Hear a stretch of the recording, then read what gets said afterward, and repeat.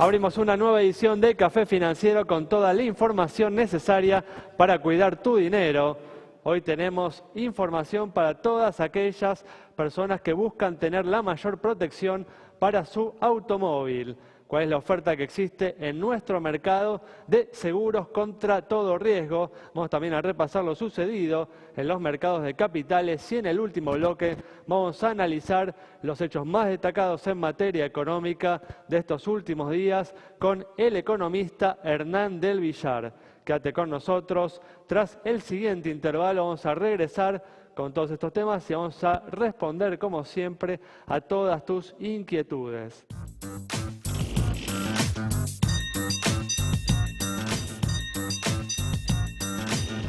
Bueno, ya está con nosotros Santiago Chelala, también está Yamila Escala y nos está acompañando hoy Rafael Di Giorno para repasar lo sucedido esta semana en los mercados de capitales. ¿Qué tal? ¿Cómo andan? Muy bien, ¿cómo les va? Gracias por estar una vez más aquí. Vamos a arrancar con los temas que tenemos para hoy. Y el dólar se mantuvo en estos días su tendencia descendente. El lunes y el martes se ubicó en su nivel más bajo desde comienzo de febrero, desde el 5 de febrero por debajo de los 14 pesos con 50. Hoy repuntó y cerró en torno a los 14 pesos con 60. Habíamos dicho, Santi, semanas atrás que con el acuerdo con los fondos buitre, con el ingreso de los dólares de la cosecha, iba a haber presiones bajistas sobre el valor de la moneda americana. A eso también hay que agregar la política obstinada del Banco Central en materia de tasa de interés, que obviamente alienta al público a desprenderse de los dólares que tiene y pasarse a inversiones en pesos.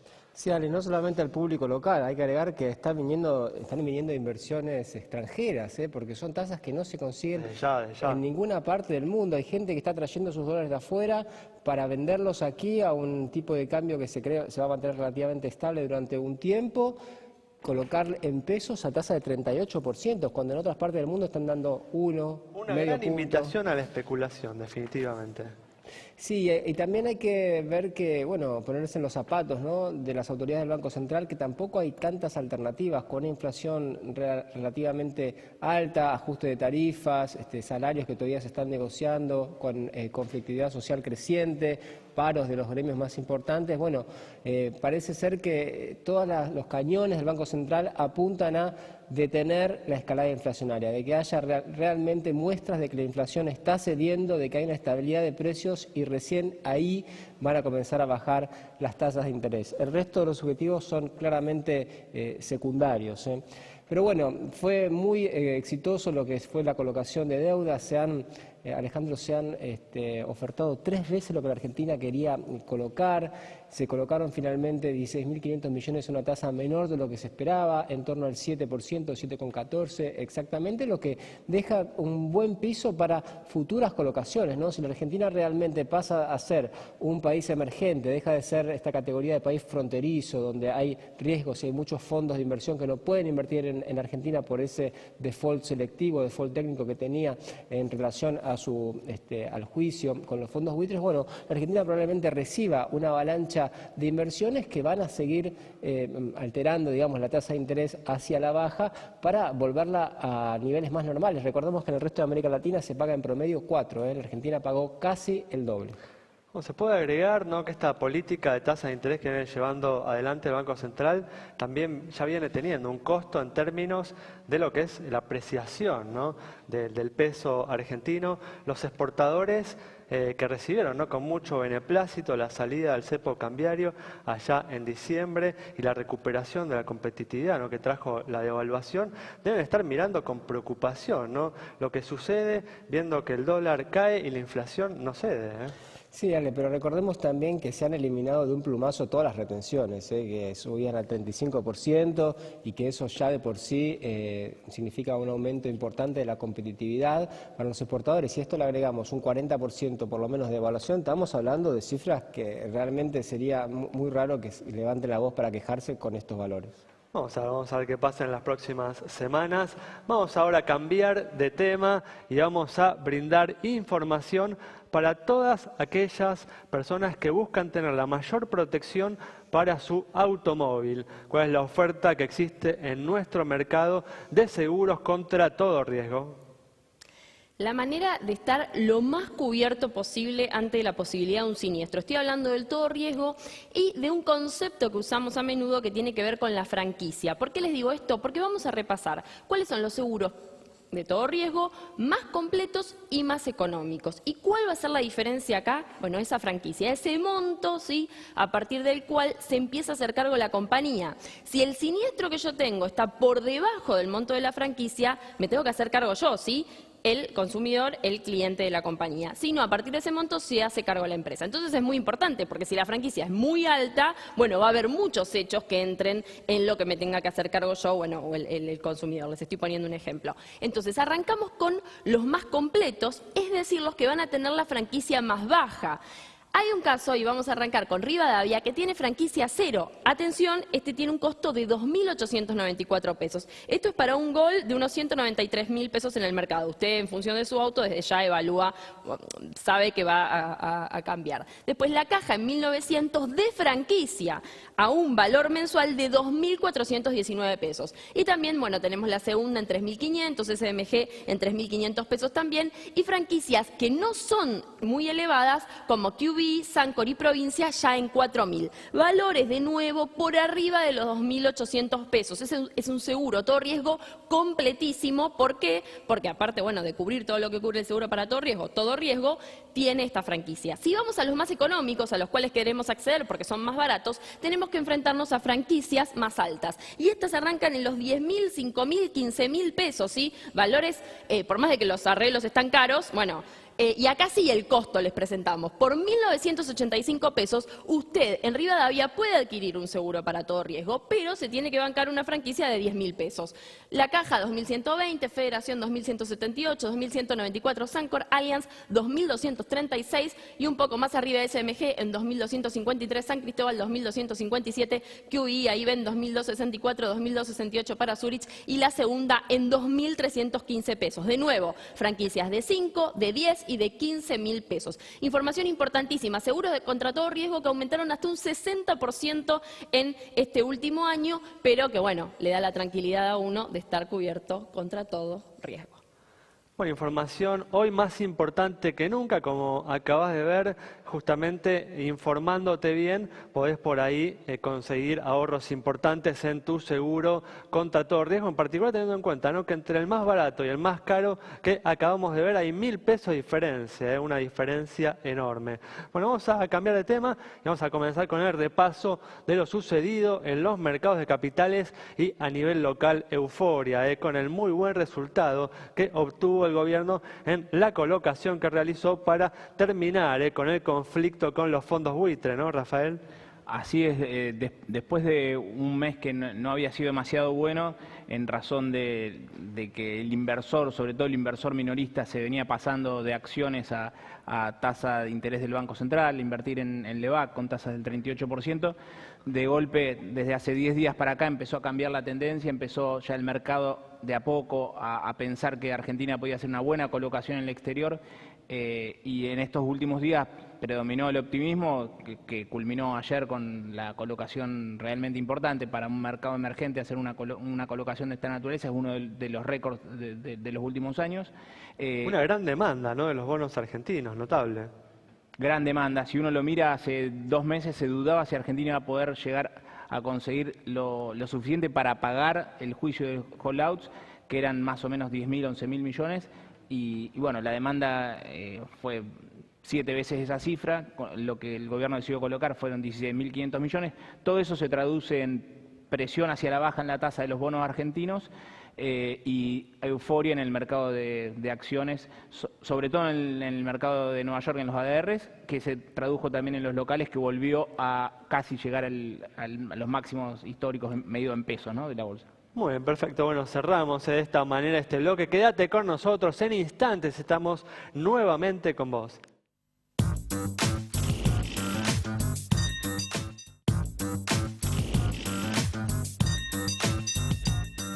Bueno, ya estamos de regreso y vamos a comenzar a responder a todas tus consultas. Vamos a comenzar con las preguntas sobre el estado de las entidades bancarias. Tenemos, por ejemplo, la pregunta de Tamara sobre el banco hipotecario.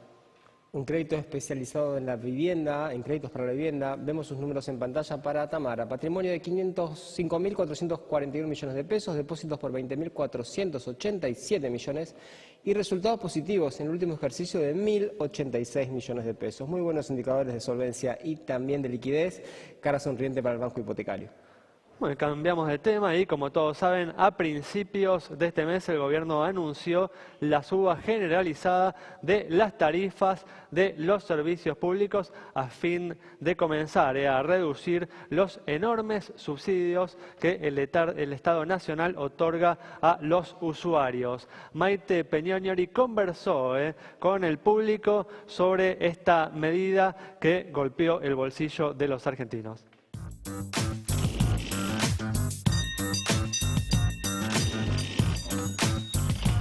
Financiero dialogó con los usuarios para saber si están de acuerdo con esta medida y si creen que las subas deberían haber sido más graduales. ¿Estás de acuerdo con la suba de tarifas que anunció el gobierno?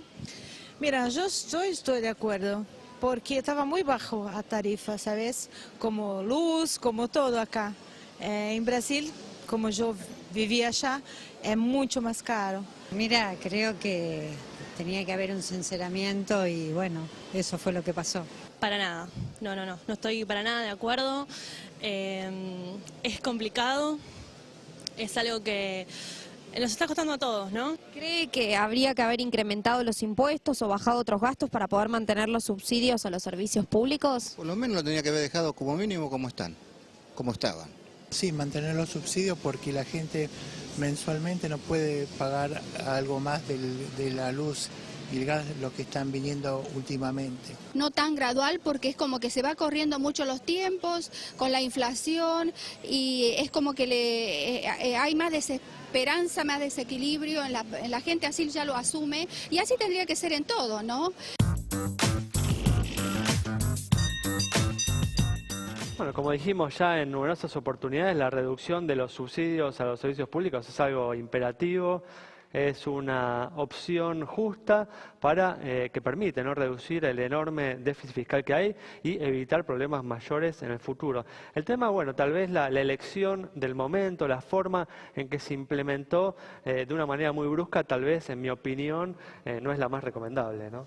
Y también la clave pasa un poco por ver cómo funcionan efectivamente las tarifas sociales, que no sea realmente muy engorroso, que pidan mucho papeleo, muchos requisitos para poder acceder, sino que esté realmente una tarifa social al alcance de las personas que lo necesitan. Bueno, tenemos unos pocos segundos para comentar algo de lo que sucedió a nivel internacional. Rafael, por ejemplo, bueno, en Brasil, ¿cuáles fueron las repercusiones, ¿no?, del avance del juicio político de Dilma Rousseff? Bueno, lo que sucede en Brasil, y sucede a un ritmo bastante acelerado en estos últimos días, el impeachment a Dilma, todo parece indicar, ya que a esta altura el vicepresidente se convertiría en el presidente. Ha venido pegando en el último mes fuerte una gran revalorización del real, una fuerte alza de todo lo que es las acciones, principalmente las dos más importantes, Vale por un lado y Petrobras por el otro. La gran incógnita es qué va a pasar cuando no esté Dilma, si es tan solo una cuestión de Dilma no pudiendo llevar adelante correctamente la economía o si hay un problema más de fondo y Temer va a ser el que heredará este problema y va a continuar un semestre recesivo para Brasil. Muy bien, perfecto. Cerramos el bloque ahora con la respuesta a una última consulta sobre la situación de una compañía de seguros.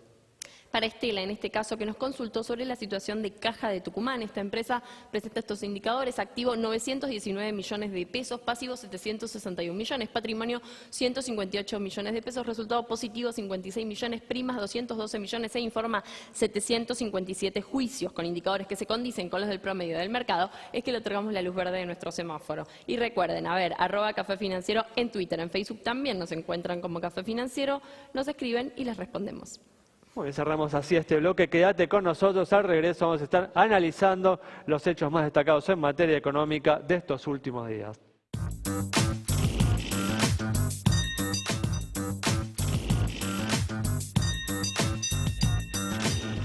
Bueno, ya estamos aquí con la presencia del economista Hernán del Villar para analizar los hechos más destacados en materia económica de estos últimos días. ¿Qué tal, Hernán? ¿Cómo andás? Muy bien, ¿qué dicen? Gracias por venir. Muchas gracias a ustedes. Bueno, hablamos en el primer bloque de que en los primeros días de esta semana el dólar continuó con su tendencia bajista, se ubicó en su nivel más bajo desde el 5 de febrero, por debajo de los 14 pesos con 50, después se recuperó hoy y cerró en torno a los 14 pesos con 60. ¿Estás de acuerdo, Hernán, con la política que viene llevando adelante el Banco Central de tasas de interés elevadas con el propósito, ¿no?, de bajar la inflación, pero que al mismo tiempo están incentivando, ¿no?, la apreciación del peso o la baja del dólar porque estimula, ¿no?, la venta de dólares y la compra de pesos para invertir, ¿no?, en esas altas tasas de interés que ofrece nuestro mercado hoy en día? Yo creo que este equipo económico y el Banco Central, como parte de eso, tiene un objetivo prioritario que es la tasa de inflación, bajar la tasa de inflación. Aparte de ahí vemos distintos esquemas donde básicamente hay un esquema, una idea, un concepto de que es un fenómeno monetario la inflación, por lo tanto un poco la estrategia que todos conocemos de ir produciendo una mayor restricción monetaria e ir focalizando la economía, las variables monetarias hacia la inflación objetivo. Entonces me parece que hoy es la prioridad ahí, me parece que los cañones, el gobierno ha ido superando, ir pasando algunas urgencias, era el cepo una, los holdouts y la salida de la mora de la deuda otra, y bajar la tasa de inflación es esta inmediata ahora, digamos, ¿no? Entonces uno va viendo objetivos prioritarios de corto plazo y vamos a ir avanzando. El segundo semestre serán otros desafíos, será la actividad, etcétera, etcétera, ¿no? ¿En qué situación estamos en este tema que ustedes conversaban acá del dólar? Tenemos tasas de interés altas, objetivo de bajar la tasa de inflación y un periodo que básicamente es abril-julio de una estacionalidad del mercado cambiario argentino de exceso de oferta de divisas. Claro, y esto es así hoy, fue el año pasado y fue en los últimos 10 años. Así. La venta de la cosecha. Eso es muy relevante. Uno toma los últimos 20 años, digamos, y han sobrado dólares en este periodo a más de 1.000 millones mensuales, digamos, esto es históricamente. En el marco, ¿qué pasaba antes? Antes pasaba que el Banco Central en ese periodo se hacía de dólares, fijaba el precio y compraba. Acá la estrategia es otra. Quieren más bien la flotación, una estrategia de flotación, por lo tanto hay una tendencia a que el precio del tipo de cambio baje, o por lo menos se quede. Entonces, nuestra expectativa es bastante estabilidad del tipo de cambio en este periodo, exceso de oferta, y esta es la situación, es decir, tasa de inflación que sube en abril bastante, parte se va a ir un poco a mayo en materia de inflación, con un índice un poco menor, pero parte del aumento de tarifas va a pegar en el mes de mayo, y ahí a lo mejor vamos a tener una inflación un poco menor. Tasas de interés estables hasta que empiecen a haber algún indicador de inflación que ayuda o que empieza a bajar. Esto puede ser para nosotros fin de mayo aproximadamente. Entonces precios altos ahora, suba ahora, empieza a bajar, tasa de interés más bien estable y tipo de cambio nominalmente estable, casi tendiendo a la baja en este periodo, ¿no? Estas son las variables de este trimestre que uno ve en el marco de una actividad baja. Digamos, ¿no? Aparecen los problemas de empleo, aparecen los problemas de competencia, los problemas de poder adquisitivo. Y entiendo que en este periodo, podemos decir abril, mayo, deberían ser los momentos peores desde el punto de vista del poder adquisitivo. Argentina, ¿qué necesitaba? No necesitaba, o no va a necesitar en el futuro una baja del poder adquisitivo en términos reales, frente a decir, salarios versus inflación. Lo que sí necesitaba Argentina es un costo salarial en dólares menor. Esto es tipo de cambio contra salarios. Entonces, yo creo que hay margen para estar recuperando el salario real, parte de lo perdido en estos meses, donde tenemos las paritarias, etcétera, etcétera. ¿Vos crees de todas formas entonces que estas tasas de interés elevadas van a continuar por unas semanas más, por lo menos estás diciendo hasta mayo? Sí, yo creo que el Banco Central el Banco Central mira la tasa de inflación, tiene sus indicadores de inflación, toma 2 o 3 índices de inflación y creo que mira bastante lo que nosotros llamamos inflación núcleo, ¿no? Que venía bajando, subió un poco en marzo, que casi sorprendió, subió un poquito en marzo. Vamos a ver ahora el comportamiento. Yo creo que más mira esa inflación y la inflación en general y en particular la inflación núcleo. Desde ese punto de vista no deberíamos tener noticias positivas hasta fin de mayo, digamos, por lo menos. ¿Vos compartís este enfoque que se está aplicando para combatir la inflación? Yo creo que la inflación cuando está en estos niveles es multiproblemas, digamos, ¿no? Viene por varios lados. Hay digamos, un elemento inercial muy fuerte. Un elemento inercial, una cosa estructural, el elemento inercial, y después los temas puntuales, ¿no? El tema del tipo de cambio, el tema del dólar, el tema de las tarifas, temas puntuales. Entonces, yo creo que una buena explicación, una buena parte también está en lo monetario, y por lo tanto creo que como base uno tiene que ir. Estoy de acuerdo con esta estrategia, no va a ser la única, no va a ser el único elemento que ayude a bajar la tasa de inflación, pero creo que eso nos va a ayudar a estar bajando un poco de los niveles que está Argentina hoy, que se sale de todo parámetro. Ahora, vos hablaste, Hernán, del enfoque monetario y de la inflación, lo que está haciendo el Banco Central, pero también es cierto que el Banco Central sigue expandiendo, ¿no? La emisión monetaria le sigue ayudando al Tesoro a financiar ese déficit. ¿Pensás que eso tiene que terminar de forma gradual, que va a seguir un tiempo más? Yo creo primero en eso, entiendo cuál es primero. Desde el punto de vista monetario, mi entendimiento es que el Banco Central busca una expansión de los agregados monetarios interanual similar al ritmo de inflación que busca. Entonces, si esta idea de la inflación del 25%, que terminará siendo mayor, los agregados monetarios van a ir buscando esos valores. Para esos valores, entonces uno tiene distintos factores de creación monetaria. Entre ellos está lo fiscal. Lo fiscal no le pueden cortar el chorro inmediatamente al Tesoro. Va a requerir un tiempo. Entiendo que hay un acuerdo para el año 2016 que sean los mismos pesos nominales que le dio el Tesoro el año pasado al Banco Central, y que son estos 160.000 millones de pesos de cual se habla, lo cual implicaría 160.000 millones, pero implicaría una baja en términos reales del 30%. En ese contexto, con un sector cambiario más o menos equilibrado, el Banco Central todavía, para llegar a ese 25%, necesita seguir esterilizando pesos. De ahí que le aparece esta otra amenaza o costo, que es el tema LEVAX, el peso que todos conocen, el peso la emisión de LEVAX para absorber justamente ese exceso de pesos que hay en el mercado. Fue muy importante en el primer trimestre. Marzo, por un tema técnico de los bancos, eso bajó un poco y va a seguir subiendo todavía en el corto plazo, ¿no? Entonces, eso es un poco. ¿Qué otra cosa es relevante acá?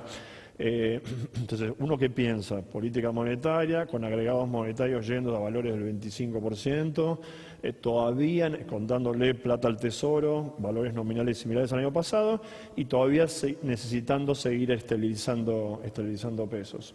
Creo que un tema relevante que puede cambiar un poquito esto, que es cómo se financia el Tesoro. El Tesoro necesita todavía casi 200.000 millones de pesos más de lo que le va a dar el Banco Central, ¿no? En un esquema de un déficit que va a estar parecido nominalmente al año pasado. Bueno, con el éxito de la colocación del gobierno de ayer en los mercados internacionales, uno ahí está viendo. Sí, parte va a haber ahí, pero también pensemos que esos dólares, Argentina tiene, además del tema de los holdados, tiene unos 10.000 millones de dólares de deuda que pagar, así que parte de eso lo va a tener que pagar en el año, hasta necesita más todavía, ¿no? Entonces, un tema que puede cambiar un poquito por dónde se crean los pesos es si el Tesoro toma más dólares, lo cual permitiría que el Banco Central emita menos pesos, pero la emisión sería igual y la esterilización igual la necesitas, depende de dónde venga, ¿no? Ahora, vos hablabas de la necesidad de bajar el salario en dólares de los argentinos. La devaluación fue del 40-45%, de 10 a 14,5%, y ahora estamos hablando de paritarias entre 30, algunos 35%, o sea que no hay tal baja del salario en dólares. Nos quedan igual 30 segundos para cerrar esta Básicamente, pregunta. nosotros estimamos que hay en dólares,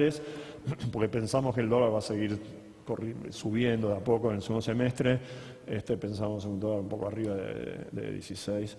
Entonces pensamos ahí que hay entre un 15 y un 20% de baja de ajuste en dólares del salario, en dólares. Eso todavía nos pone un poquito caros en términos de salario, pero bueno, ya son números. Yo creo que la economía argentina, después de estas subas fuertes de precios de estos meses, va a tener que mirar un poquito, bueno, cómo quedó la economía en el segundo semestre, cómo quedaron los precios relativos, etc. Hernán, muchas gracias. Nos quedamos sin tiempo, pero seguimos otra vez. Nos vamos entonces con el análisis de Hernán del Villar sobre la situación de la economía, la baja que se viene dando en el dólar, las altas tasas de interés y el combate que se está llevando adelante contra la inflación. Nos encontramos el próximo viernes aquí en Café Financiero, aquí en Metro, a las 20 horas. Hasta luego.